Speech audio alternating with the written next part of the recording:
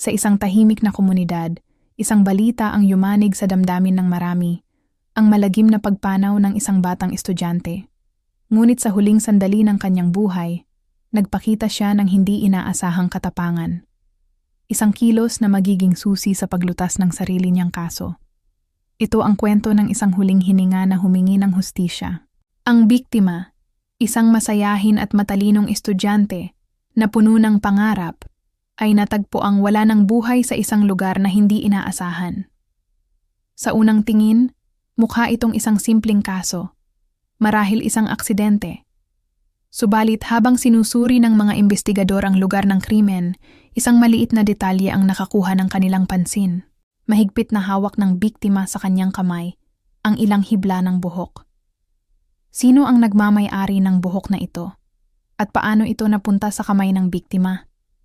Dito nagsimulang umikot ang investigasyon. Ang mga hibla ng buhok ay agad na ipinadala sa crime laboratory para sa DNA analysis.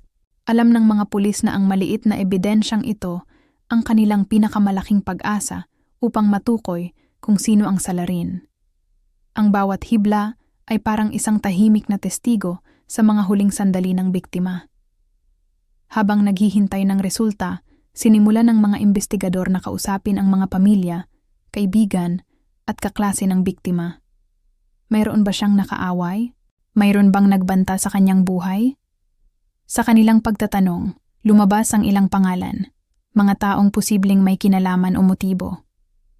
Ngunit walang matibay na ebidensya na magdidiin sa kanila. Ang lahat ay tila nakabitin, naghihintay sa sasabihin ng siyensya. Lumipas ang ilang araw na puno ng tensyon, hanggang sa dumating ang resulta ng DNA test. Ang resulta, positibo. Ang DNA mula sa mga hibla ng buhok ay tumugma sa isa sa mga taong isinailalim sa investigasyon. Isang taong malapit sa biktima, isang taong hindi kailanman aakalain na may kakayahang gumawa ng ganoong klaseng krimen.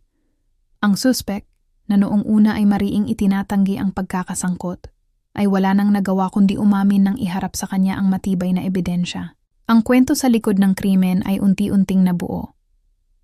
Sa gitna ng pakikipaglaban para sa kanyang buhay, sa huling sandali ng kanyang lakas, nagawang sabunutan ng biktima ang kanyang attacker.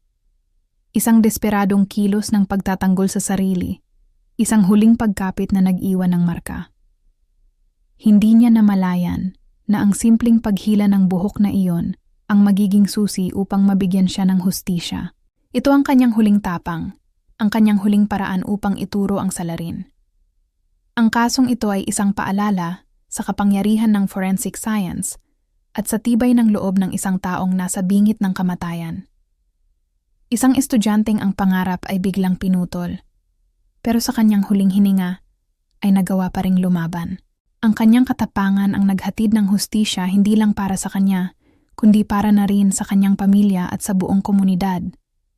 Ang isang hibla ng buhok na karaniwang hindi pinapansin ay naging simbolo ng katapangan at pag-asa. Ipinakita nito na kahit sa pinakamadilim na sandali, ang katotohanan ay laging hahanap ng paraan upang lumabas.